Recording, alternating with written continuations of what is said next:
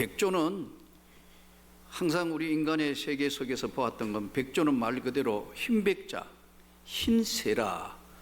근데 백조가 어느 날 보니까 검은 백조가 나타나니까 너무 놀라서 지은 이름의 이론이 블랙스완이에요.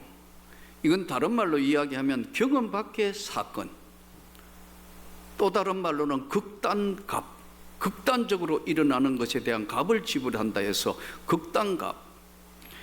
한 번도 경험해보지 못한 경험 밖의 사건, 과거의 경험으로는 도저히 알 수 없는 것, 이게 블랙스완이라는 거예요. 사실 조선 500년사에 블랙스완이 한번 일어난 게 임진왜란입니다. 임진왜란은 1590년 선조 23년에 선조가 많은 사람들이 자꾸 일본이 조선을 침범한다는 이야기를 자꾸 오니까 1590년 3월에 통신사를 일본에 보냅니다. 이건 통신사를 보낸다는 건 다른 말로 일본의 정보를 얻기 위해서 그때 이제 보내는데, 보냈을 때 서인이었던 정부사 황룡길, 이 사람은 남인 북인 노론 소론 나눠줬을 때 서인이거든요. 또 서인만 보내니까 안 되는데 정사 외에 부사 김성기를 이제 같이 통신사로 부사로 보내는 거예요. 그 1년 뒤에 1591년 1년 뒤에 이제 저들이 돌아와서 보고를 합니다. 황룡길이 먼저 보고하는데 침범할 것 같더냐 하니까, 이야, 도요토미 히데요시를 보니까 눈빛이 섬광이 나오면 번쩍번쩍 하는데 보통 사람이 아닙니다. 또 밖에 나오고 한번 이렇게 보니까 수많은 배들을 만들어 놓은 거 보니까 틀림없이 전쟁하러 올 것 같습니다. 이렇게 보고를 해요. 근데 반대편에 부사였던 김성길은 다른 보고를 합니다. 전하, 내가 눈을 보니까 그 도요토미 히데요시 눈이 쥐새끼처럼 생겼어요. 멍청하니까 그거 안 옵니다. 이렇게 보고를 한단 말이에요. 그러니까 이제 대신들이 왁자지껄해가 그 누구 말을 들어야 되느냐 이렇게 된 거예요. 근데 누구나 좋은 이야기를 듣고 싶지 나쁜 이야기를 듣고 싶은 게 아니란 말이에요. 사람의 심리가. 그 이제 묻습니다. 그럼 왜 조선을 침범할 거냐고 이야기하니까요, 명나라를 치러 가니까 길을 비키라고 조선을 침범한다는 거예요. 조선의 길을 이용한다는 거예요. 그러니까 이때 대신들이 다 웃는 거예요. 그 작은 일본이 어떻게 저 대국인 명나라를 치냐, 말도 안 된다 하고 무시해버리는 거예요. 근데 이 당시에 얼마나 정보가 어두웠냐 하면요, 일본 지도 그려놓은 게요, 제주도 밑에 옆에 조그마한 섬 하나 그려놓은 게 일본인 줄 알았어요. 1590년도에 세계 지금 우리나라에 가지고 있는 정보가 겨우 그거예요. 일본 나라 땅이 우리보다 크지 않습니까? 훨씬. 그런데 제주도 옆에, 또 옆도 아니고 이쪽으로 제주도 옆 쪽에 그냥 4분의 1 정도 되는 섬으로 둥그랗게 그려놨다니까요. 이게 그 당시의 정보예요. 그래서 이제 사실 드라마 보면은 선조가 이순신 장군을 굉장히 시기 질투해가 백의종군하고 뭐 그런 거는 참 가슴 아프지만 선조가 결코 멍청한 사람이 아닙니다. 아무래도 이상하니까 30년 전에 임진왜란이 1592년에 일어나는데 임진왜란 전에 선조가 다시 불러요. 그 30년 전에 뭐가 있었냐면 사실은 을묘외변이라 해서 전라도 해안가에 일본 병사들이 한 10,000명이 쳐들어옵니다. 그래서 전라도가 쑥대밭이 되는 거예요, 사실은. 그래서 그때 전쟁에 참석했던 군인 중에 살아남은 사람들을 불러서 이제 면담을 합니다. 왜군이 어느 정도 강하냐 이래 이야기하니까 30년 전 정보 가지고 뭘 하냐면, 별거 아닙니다. 그거 뭐 우리 기병들하고 하면 충분히 물리칠 수 있습니다. 그러나 일본은 30년 뒤에는 세키가하라 전투를 끝내며 30년 일본 전쟁이 마무리되면서 도요토미 히데요시가 전국을 통일하면서, 예? 그 수많은 사무라이들, 오늘 얘기하면 직업 전쟁 군인들 먹여 살릴 길이 없으니까 명나라 친다면서 이들을 대륙 진출에 꿈을 심는 거예요. 예, 그래서 이제 이 전쟁이 일어나는데 전라도로 오는 게 아니고 부산포로 15만 대군이 몰려옵니다. 여러분, 15만 대군. 한 번도 경험해보지 못한 블랙스완. 한 번도 그 당시에는 상상도 할 수 없는 게 오는데 무슨 부대가 오느냐? 조총 부대가 오는 겁니다. 여러분, 활 쏘아가지고 멀리 있는 거 맞추려고 그래봐요. 예? 100개 쏘아가 몇 명 맞출까요? 맞추기 힘듭니다. 그런데 총을 들고 온 거예요. 이 싸움 자체가 안 되는 거예요. 조총, 한 번도 보지 못한 거. 예? 이 조총이 한 번도 못 본 걸 15만 병력이 들어왔는데 싸움 한 번 못하고 다 도망가는 거예요. 그래서 이제 조총을 설명하는데 선조 임금에게 올린 장계가 정말 웃겨요. 조총이란 한 번도 본 적이 없으니까 막대기, 우리로 하면 이런 막대기 딱 되는데 뭐라고 표현했느냐 하면 향인적사, 한자로 사람을 향하니까 즉시 사망하더라. 향인적사 이렇게 했다고요. 그런데 15만 대군이 밀려오기 전에 대마도주 소서시시계를 시켜가지고요, 우리나라를 몇 번 정탐하고 다 속속들이 아느냐 하면은요 49번 와가 정탐한다. 그 정보전에서 49대 0인 거예요. 지금 코로나19가 이거 똑같다니까요. 한 번도 가보지 못했던, 경험해보지 못했던 극단갑을 지금 치르고 있는 거예요. 성경에 보면 이 극단갑 사건이 여러 군데 나오는데 그 중에 대표적인 게 뭐냐면 가데스 바네아 사건입니다. 여리고를 마지막 정탐해가 약속의 땅 가긴 가야 되는데 한 번도 경험해보지 못한 거니까요 12명 정탐꾼 보내는 이야기가 성경에 나오죠. 그게 가데스 바네아 사건입니다. 12명 갔다가 2명은 여호수아와 갈렙은 저들은 우리의 밥이다, 충분하다, 가자. 이런데 10명이 본 것은 블랙스완을 본 거예요. 여러분, 이 블랙스완이 오래되면 그레이스완이라는 거로 바뀐데 이건 뭐냐면 예측 가능한 쪽으로 가긴 하나 여전히 대책이 없는 걸 그레이스완이라고 그래요. 그레이스완. 지금 이제 대책은 없지만 예측 가능한, 어떻게 하면 마스크 끼고 뭐 어떻게 하고 하면은 방어는 어느 정도 된다는 그레이스완으로 온 거예요. 그러나 여전히 백신이나 치료제가 없는, 이건 뭐예요? 이게요? 어떤 방법을 아직도 못 찾은 게 그레이스완이라고. 그러니까 이제 이게 성경에 보면은 12정탐꾼을 보는데 꼭 똑같잖아요. 선자한테 보고하는 거하고. 10명은 안 된다 하고 2명은 가자. 하나님이 우리와 함께 하니까 저들은 우리의 밥이다, 가자, 이렇게 나오잖아요. 그게 블랙스완 이야기가 똑같다니 성경에 반복되는 이야기예요. 걸출한 인물인 이순신이 바로 전략가예요. 이 센스메이킹, 소위 전략가로 23전 23전승을 하는데 이순신 장군은 일본군을 정확하게 아는 거예요. 한포 사격, 전혀 생각지도 안 했는 한포로 공격해가 무너뜨렸던다. 근데 이걸 모르는 사람들이 또 시기 질투하고 뭐 왕권이 위협당하니까 백이 종군식이고 온갖 것 일이 다 일어나잖아요. 명량 전투가, 마지막 전투가 그거예요. 왜군 배 130척 넘게 오는데 13개밖에 안 남았는데 울들목에 명량대전을 끌어들이잖아요. 조수 간만에 차례로 바뀌는 거. 제가 진도대교하고 2번이나 전라도 쪽에 집회하고 가고 거기를 2번, 3번 갔는데 볼 때마다 이야 대단하다 이거. 물소리가 콸콸콸 하는데 옆에 서 있어 보니까 위협을 느낄 정도로 바닷물이 소리가, 속도가. 바로 이순신이 그걸 지형을 위해서 센스 메이킹해가 끌어들이가 다 소멸시킵니다.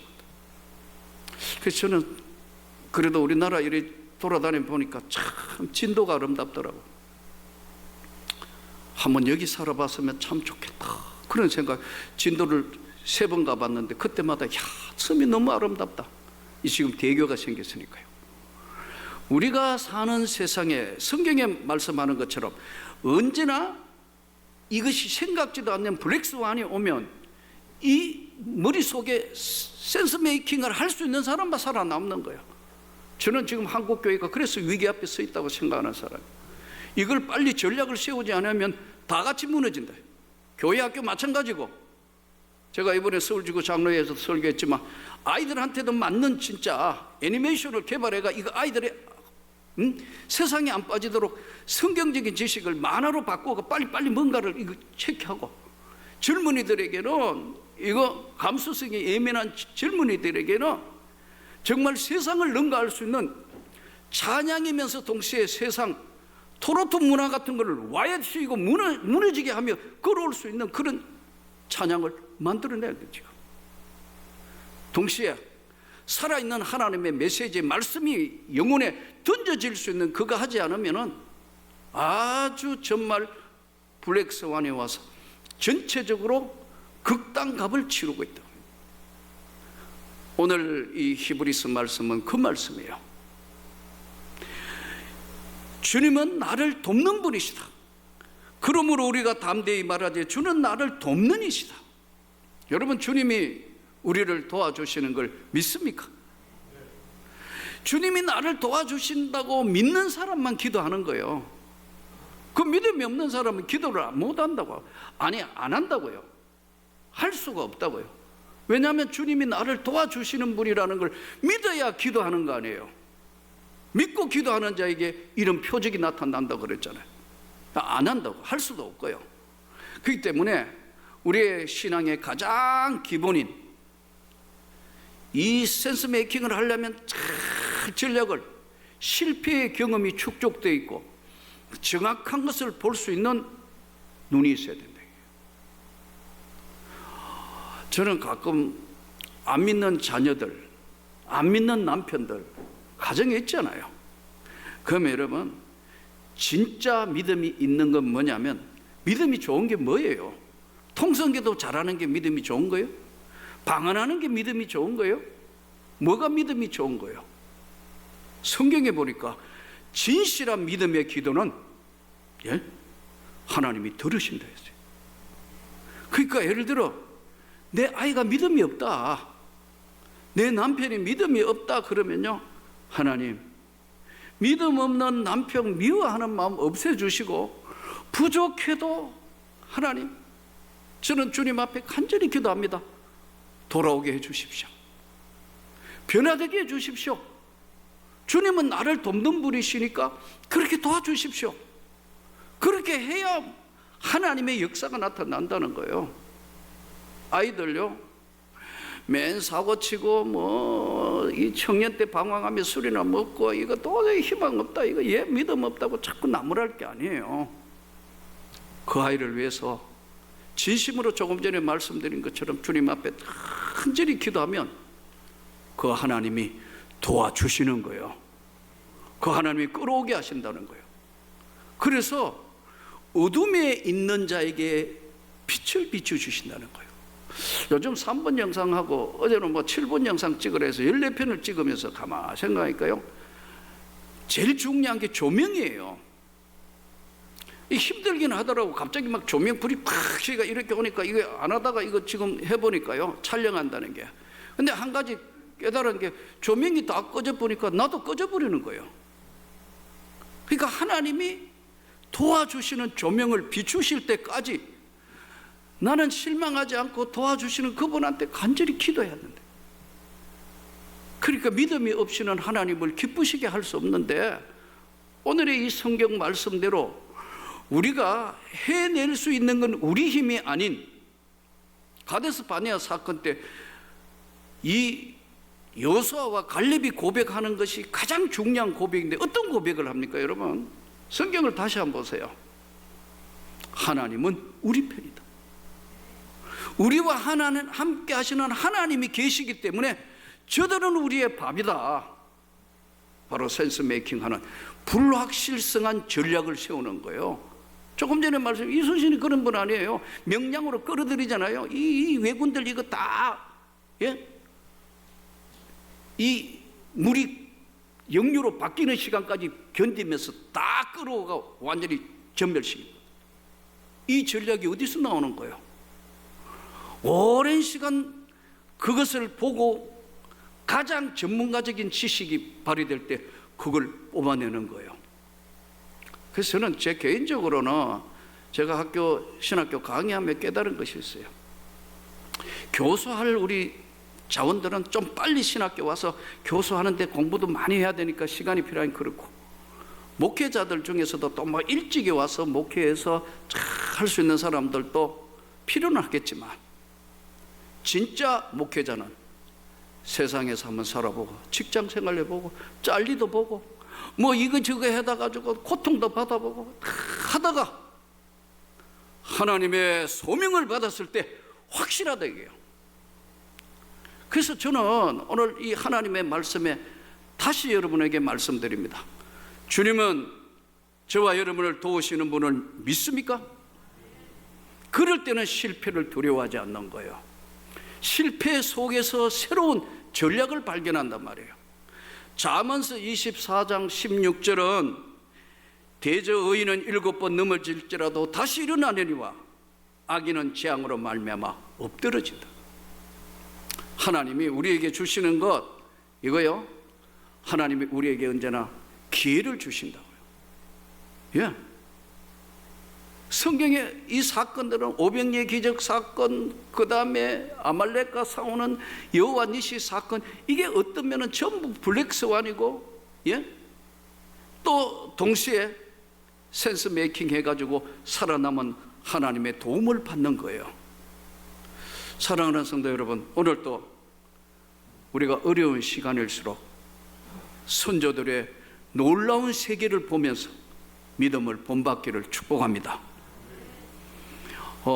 실제 있었던 사건 중에 목포시청에 젊은 직원 한 사람이 친척집에, 먼 친척집에 정도라는 친척집에 놀러를 갔어요.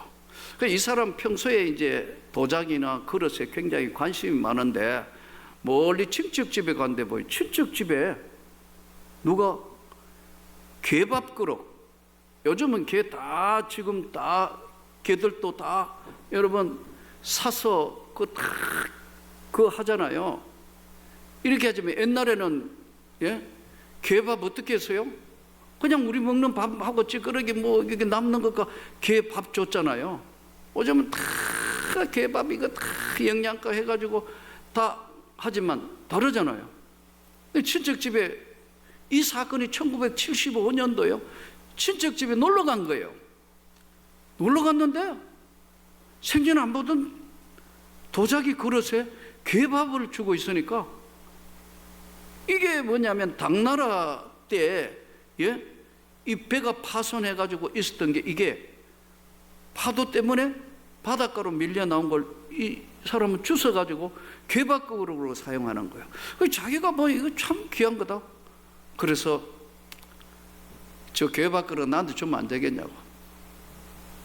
그럼 뭐 개밥그릇 달라는데 가져가. 그래 가져왔는데 이게요, 진품이라. 당시에 1975년도에 지금 20억 30억 나가는 저 강남 아파트가 1200만 원이에요. 1200만 원.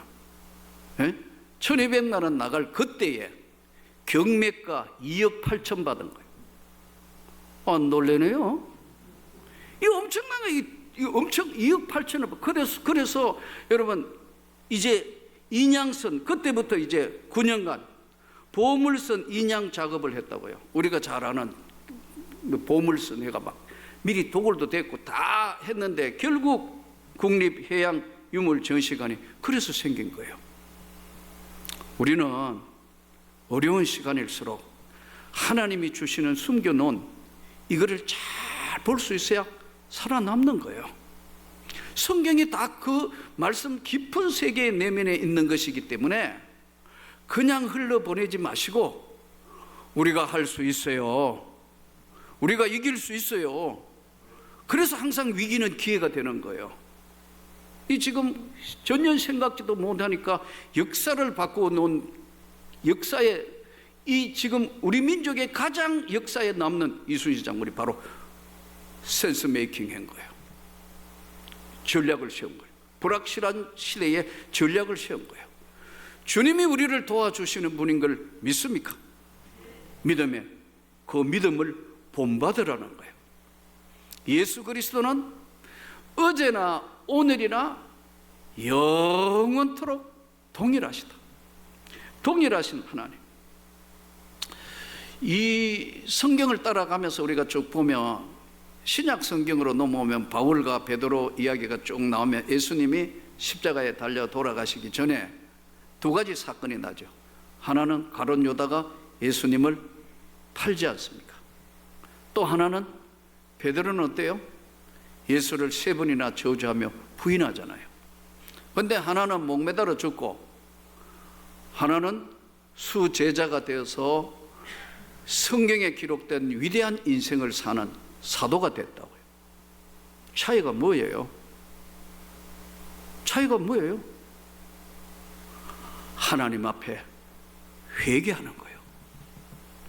우리가 오래 예수를 믿으며 가장 위험한 게 뭐냐면 여러분과 제가 한 달에 한 번은 적어도 하나님 앞에 엎드려 기도하다가 눈물이 없다면 대단히 위험하다. 아멘 안 하네요. 대단히 위험하다니까요. 높아져 있다는 거예요. 도저히 하나님과 어떻게 교통이 안 되는 거예요. 그래서 눈물의 기도가 회복이에요. 이스라엘 백성들이 회복이 없은 거예요. 하나님은 도와주시는 분이고 예수 그리스도는 어제나 오늘이나 동일한데도 회복이 없었던 거예요. 회복이 있어야 센스 메이킹을 한다니까요. 그러니까 계속 그 상태를 유지하면서 볼 때 베드로와 유다의 차이는 하나님 앞에 잘못했다 했을 때 눈물을 흘리며 하나님 앞에 엎드리는 그 베드로는 주님이 용서하시는 거예요. 그런데 가룟 유다가 그게 없잖아요. 후회한다고. 아, 참, 이거 잘못했구나. 돈 도로 돌려줄게. 안 받아. 성소에 집어 던져. 피바치라 부르는 요 작은 차이 같은데 이게요 열리고 닫히고 하는 차이란 말이에요. 오래 신앙생활을 하면서 거듭 말씀드리지만 아무나 믿음의 기도를 하는 게 아닙니다. 기도는 믿음이 있어야 하는 거예요. 오래 참는 인내도 바로 믿음이 있어야 참을 수 있는 거예요. 예수 그리스도는 어제나 오늘이나 동일하다. 우리가 할 수 있어요. 이길 수 있다고요. 왜냐하면 주님이 함께 하시고 돕는 분이니까요. 그런데 그 돕는 주님의 손을 놓아버리고 신앙생활 하는 거예요. 위치도 모르고. 그러니까 뭐 여기저기 휩쓸리 댕기면서 하나님 앞에서라는 자세를 잃어버린다고요. 그래서 저는 이길 수 있는 비결은 아무것도 없고 주님이 도우시는 분이라는 사실을 잘 깨달아서, 사랑하는 성도 여러분, 저는 목회를 하면서 긴 시간 깨달은 게 있어요. 하나님, 제 영혼에 은혜를 거두지 마십시오. 내 영혼에 주님의 은혜를 거두지 마십시오. 그럼 난 제일 불쌍한 인간 됩니다. 열심히 사역했고 목회했다고 하지만 이 다음에 하나님 앞에 내어놓을 거 아무것도 없는 가장 불쌍한 자 됩니다. 많이 알려지는 게 그게 무슨 도움이 될 것이며 뭐 했다고 이게 다 아니에요. 주님, 내 눈에 회복의 눈물을 주옵소서. 그러면 할 수 있는 거예요. 홍해도 갈라주시고 500리의 기적도 일으켜 주시고 살아계신 그 하나님은 나를 돕는 분이고 어제나 오늘이나 동일하다면 나에게 문제가 없는가? 내 신앙생활에 문제가 없는가? 내 삶에 정말 새로운 센스 메이킹 할 수 있는 이 어둠의 세상 가운데 나를 붙드시는 주님이 내 옆에 계시지 않는가? 이것은 회복의 눈물을 간절히 흘려본 자만 눈을 여시는 거예요. 오늘도 주님, 어려운 세상입니다. 지지 않게 해주시고 내 영혼의 눈이 다치지 않게 해주시고 주님을 볼 수 있는 회복의 은혜를 주셔서 능히 이기게 하여 주옵소서. 우리 한국교회도 이기게 하여 주옵소서. 기도하고 간절히 구해서 하나님께 영광을 돌리는 귀한 한 주간이 되기를 주님의 이름으로 축복합니다.